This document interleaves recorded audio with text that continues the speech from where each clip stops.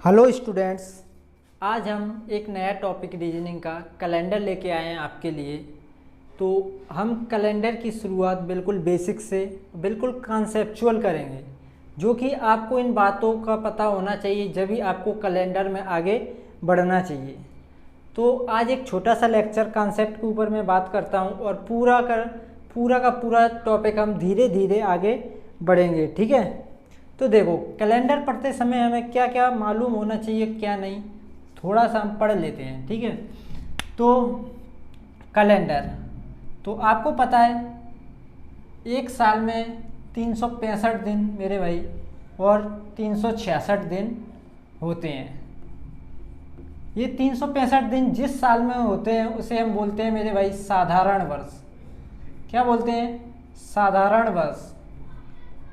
और मेरे भाई जिस साल में 366 दिन होते हैं उस वर्ष को हम बोलते हैं अधिवर्ष या लीप वर्ष। लीप वर्ष लिख लो आप, लीप वर्ष। मेरे भाई आप अपने नोट्स अपने हैंड राइटिंग अपने हैंड से बनाना, किसी पे आप निर्भर मत होना कि हमको कहीं से नोट्स मिलेंगे, ऐसा नहीं।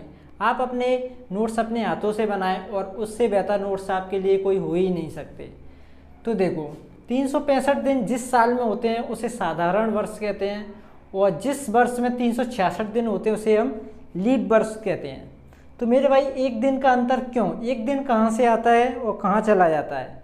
तो मेरे भाई आपको पता है जो फरवरी का महीना होता है, जो दूसरा महीना होता है साल का फरवरी, उसमें होते हैं 28 दिन, लेकिन कभी कभी हो जाते हैं उसमें 29 दिन। कितने? 29 दिन। जिस साल मेरे भाई फरवरी में 29 दिन हो जाते हैं तो एक दिन यहाँ पे बढ़ जाता है, 365 की जगह 366 दिन हो जाते हैं। तो एक दिन फरवरी में बढ़ता है और फरवरी में कम होता है। इसी के कारण साधारण वर्ष और लीप वर्ष ये चलता रहता है। तो मेरे भाई अब बात आती है कि हमें क्या पता कौन सी साल लीप वर्ष, कौन सी साल साधारण वर्ष होगी। तो उसके लिए सिंपल मेथड आपको पता होगा, बहुत से लोगों को 90% लोगों को पता होगा, फिर भी मैं आपको बताना ही पड़ेगा। क्यों? तो देखो, क्योंकि कुछ स्टूडेंट्स यहाँ पे नए भी हो सकते हैं, पुराने भी हो सकते हैं, तो सबको पता होना चाहिए। मेरे भाई कोई भी ईयर, जैसे मैं आपके सामने लिखूँ 2004, मैं आपसे पूछूँ इस साल फरवरी में मेरे भाई यह 28 दिन की थी या 29 दिन की? इस साल यानी कि 2004 में फरवरी 28 दिन की थी या 29 दिन की? तो ये कैसे पता चलेगा? अगर हमको ये पता चल जाए ये वर्ष साधारण वर्ष है तो फरवरी 28 की होगी। अगर हमको ये पता चल जाए ये वर्ष लीप वर्ष है तो फरवरी 29 वर्ष की होगी। तो मेरे भाई सिंपल पता लगाने के लिए, जिस वर्ष का आपको पता लगाना है ये साधारण वर्ष है या लीप वर्ष, सिंपल 4 से भाग कर दो। अगर 4 से भाग करने पर आपका शेषफल 0 आता है तो वर्ष आपकी लीप वर्ष होती है, तो उसमें फरवरी 29 दिन की होती है। आपको इस पूरी वर्ष में मेरे भाई भाग देने की ज़रूरत नहीं होती है, आप सिर्फ इस ईयर के लास्ट 2 अंक में भाग दे सकते हो। 4 का भाग सिर्फ इस 0-4 में दे दो, अगर इसमें भाग चला गया तो इसमें भी चला गया, ठीक है। 4 का भाग 0-4 यानी कि 4 में दोगे तो आपका शेषफल कितना आएगा? 0। यानी कि ये वर्ष लीप वर्ष है क्योंकि इसमें 4 का भाग गया, और लीप वर्ष है तो इसमें फरवरी जो होगी मेरे भाई, फरवरी जो होगी 29 दिन की होगी, ठीक है। ये तो रहा हमारा सालों का पता करने का कि कौन सी साल में फरवरी 28 दिन की, कौन सी साल में फरवरी 29 दिन की। सिर्फ 4 से भाग दो। जैसे मैं आपके सामने और एग्जांपल लेता हूँ, जैसे मैंने आपके सामने लिखा 2008, 4 से भाग चेक करोगे तो सिर्फ 2 अंकों में दोगे, 0 तो है नहीं, 8 में दे दो। 4 से दोगे तो शेषफल आएगा 0, यानी कि ये भी एक लीप वर्ष है और इसमें भी फरवरी मेरे भाई कितने दिन की होगी? 29 दिन की। मैं आपके सामने ले लूँ 2013, ये बताओ इसमें फरवरी कितने दिन की होगी? तो आप क्या करोगे? 4 से भाग दोगे मेरे भाई, 4 से भाग दोगे तो आप क्या करोगे? 2 अंकों में 4 से भाग दोगे, 4 3 12, एक शेषफल बचेगा। शेषफल जब आपका 0 ना आए मेरे भाई, 0 के सिवा कुछ और आए तो उसमें फरवरी आ जाती है 28 दिन। आपकी फरवरी आएगी 28 दिन। अगर शेषफल 0 आता है तो आपकी फरवरी आएगी 29 दिन। इतना सा कॉन्सेप्ट आपको, ये थोड़ा सा कॉन्सेप्ट है, पता होना चाहिए। अब मैं आपको लेके चलता हूँ इससे आगे। अब आपको बताना है क्या मेरे भाई, क्या बताना है? 1900। बताओ 1900 मेरे भाई, इसमें फरवरी 28 दिन या फरवरी 29 दिन। तो आप क्या करोगे सिंपल पहचानने के लिए 4 से भाग। जब आप 4 से भाग करोगे इन डबल जीरो में तो 4 का भाग तो चला ही जाएगा, सिंपल है। डबल जीरो जब 4 का भाग किसी भी जीरो में दोगे तो जीरो ही आएगा शेषफल। तो मेरे भाई नहीं तो आप 1900 में भी चेक कर सकते हो अगर आपको डाउट हो रहा है। 4 चौक 16, 3 0, 4 7 28, ये 2 और ये 4 पंजे 20, यानी कि आपका शेषफल आ गया कितना 0। तो मतलब इसमें भाग चला गया। तो इस हिसाब से मेरे भाई इसमें फरवरी होनी चाहिए 29 दिन की। कितने दिन की? 29 दिन की। लेकिन ऐसा नहीं होता है। क्यों नहीं होता है मेरे भाई? तो मेरे भाई एक कॉन्सेप्ट एक्स्ट्रा डाल के लिख लेना। जब कोई ऐसी साल आती है शताब्दी वर्ष। अब शताब्दी वर्ष क्या होता है मेरे भाई? जो 100 वर्ष, 200 वर्ष, 300 वर्ष, 400 वर्ष, जो 100 के मल्टीपल में चलती हैं, 100 के गुणा में चलती है, 100, 200, 300, 400, 500, 600, 700, 800, 1900, 2000, 2100, 2200, 2300, ये सब क्या है? शताब्दी वर्ष। जो हर 100 साल के बाद आती है उसे बोलते हैं शताब्दी वर्ष। जो शताब्दी वर्ष होती है मेरे भाई, उसको चेक करना है कि वो साधारण वर्ष है या लीप वर्ष। तो उसमें हम 4 से भाग नहीं देंगे मेरे भाई। उसमें क्या करोगे आप दोगे 400 से। किससे भाग दोगे? 400 से। 400 से भाग दोगे। इस बात को स्टार डाल के लिख लेना। जब कोई शताब्दी वर्ष आ जाती है तो उसको चेक करना है, उसमें फरवरी 28 दिन या 29 दिन। तो उसको चेक करने के लिए सबसे पहले हमें 400 से भाग देना पड़ता है। तो जब इसमें आप 400 से भाग दोगे, डबल जीरो से डबल जीरो, और 4 से 19 में भाग दोगे तो 4 चौक 16, 3 शेषफल बचेगा। शेषफल बच गया तो इस साइड आ जाओ, साधारण वर्ष। वो वर्ष कैसी? साधारण वर्ष। और साधारण वर्ष यानी कि इसमें फरवरी कैसी होगी? 28 दिन की। तो मेरे भाई मैंने अभी तक आपको सिर्फ 2 चीज़ें बताई कि कोई भी साल हो, अब आप निकाल लोगे या तो वो शताब्दी वर्ष होगी या नॉर्मल कोई भी 2021, 2022, 2200, 2300, 2024, इस तरीके से होगी। तो आप उसे निकाल सकते हो कि उसमें फरवरी 28 दिन या फरवरी 29 दिन, वो वर्ष साधारण वर्ष या लीप वर्ष। सिर्फ आपको 4 से भाग देना है और 400 से भाग देना है। कब 4 से भाग कब देना है? जब कोई वर्ष शताब्दी वर्ष नहीं है। और मेरे भाई जब कोई वर्ष शताब्दी वर्ष यानी कि 100 का मल्टीपल, जो 100 के पहाड़ी में आते हैं, 100 के गुणा में आ जाए, 1900, 1300, 1200, 1400, 1500, तो उसमें दोगे 400 से भाग। इस तरीके से आप निकालोगे कि वो वर्ष साधारण वर्ष है या लीप वर्ष। अभी तक आपने इतना सीखा। अब मैं चलता हूँ इससे आगे। अब मैं बताता हूँ आपको एक और नई बात। जैसे मैं आपसे पूछता हूँ, क्या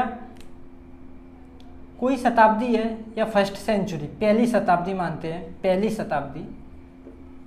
शताब्दी के स्टार्टिंग के 10 साल, पहली शताब्दी के स्टार्टिंग के 10 साल में आपको बताना है कितने लीप वर्ष हैं। लीप वर्ष बोले तो 366 दिन वाली साल, ठीक है। 10 साल में पहली शताब्दी के स्टार्टिंग के 10 साल आपको बताने हैं। स्टार्टिंग के 10 सालों में कितने लीप वर्ष हैं। तो आप कैसे निकालोगे?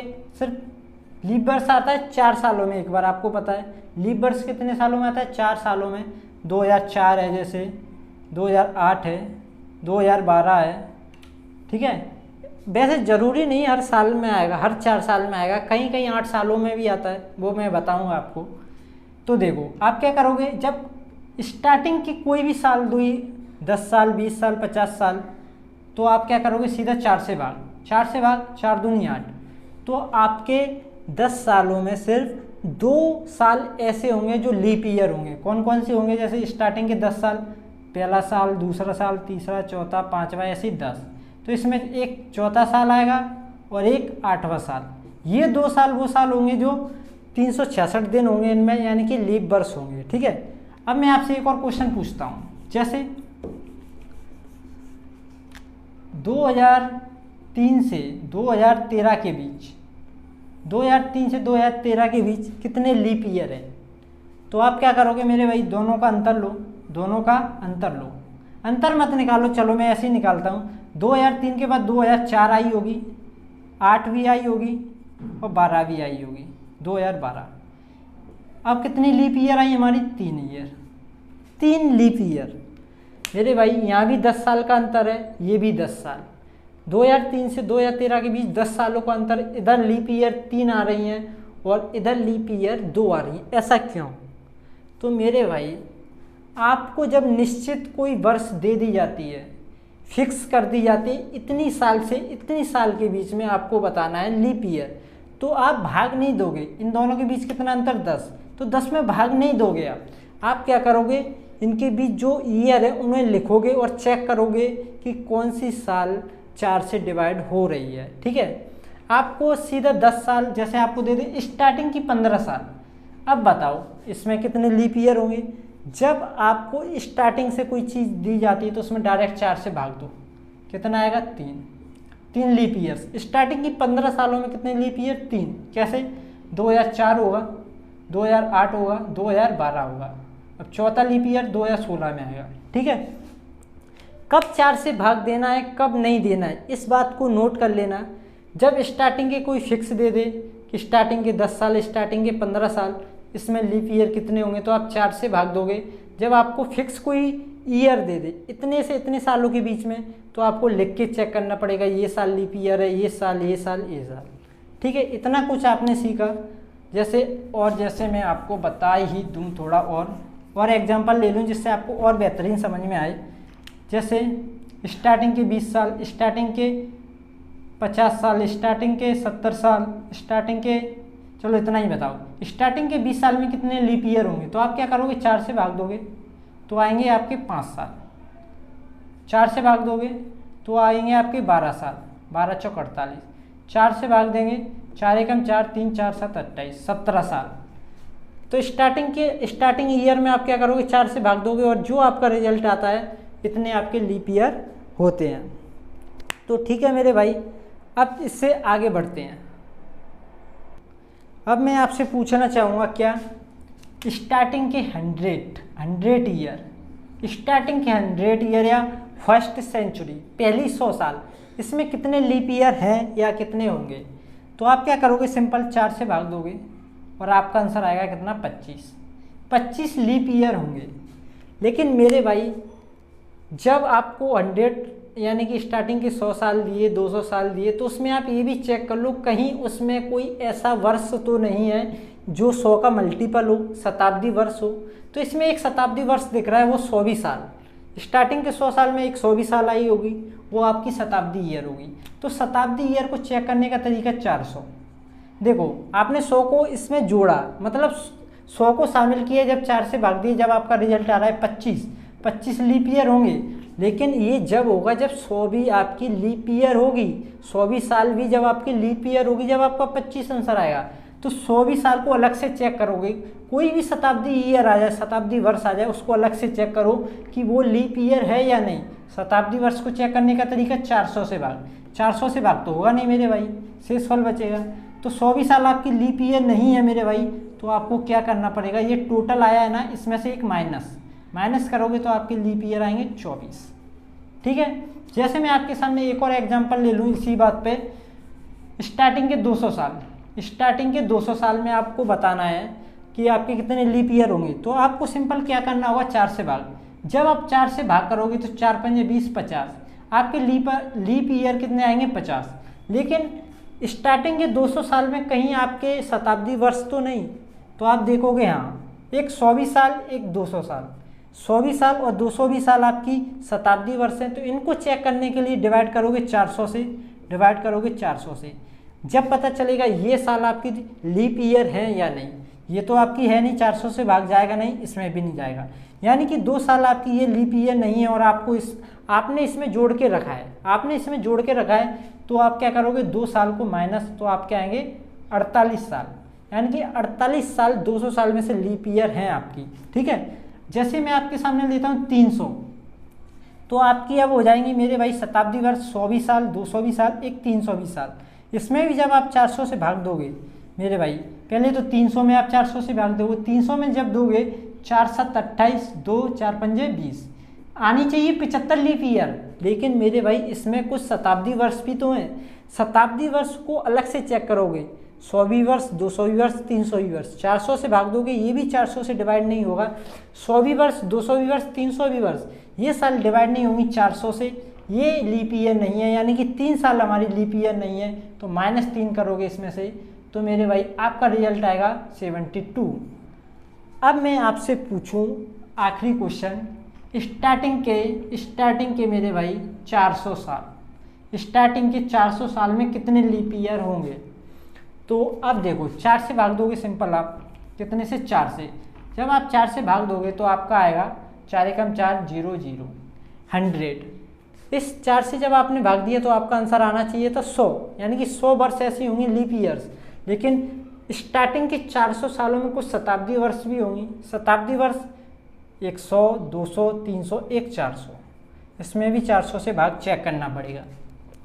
देखो 100वीं वर्ष होगी वो लीप ईयर नहीं होगी, 200वीं वर्ष होगी वो लीप ईयर नहीं होगी, 300वीं वर्ष होगी वो लीप ईयर नहीं होगी। जब 400वीं वर्ष आएगी, जब इसमें 400 से भाग दोगे, ये लीप ईयर है, ये लीप ईयर है। तो मेरे भाई चार शताब्दी वर्ष आपके सामने, 4 में से सिर्फ सिर्फ एक शताब्दी वर्ष ही आपकी लीप ईयर है, 3 नहीं है। तो मेरे भाई 3 नहीं है तो 3 घटा दो, कितना आएगा? 97। कितना आएगा? 97। ठीक है, तो इस तरीके से ये थोड़ा सा कॉन्सेप्ट था जो मैंने आपको बताया। देखो मेरे भाई सफलता का कोई शॉर्टकट रास्ता तो है नहीं, आपको बिल्कुल कॉन्सेप्ट पढ़ना पड़ेगा, आपको पूरा कॉन्सेप्ट पढ़ना पड़ेगा, फिर आपको कहीं प्रॉब्लम नहीं होने वाली। तो मेरे भाई इससे अगला कॉन्सेप्ट अगली वीडियो में, तो मेरे भाई मिलते हैं नेक्स्ट वीडियो में। Thank you.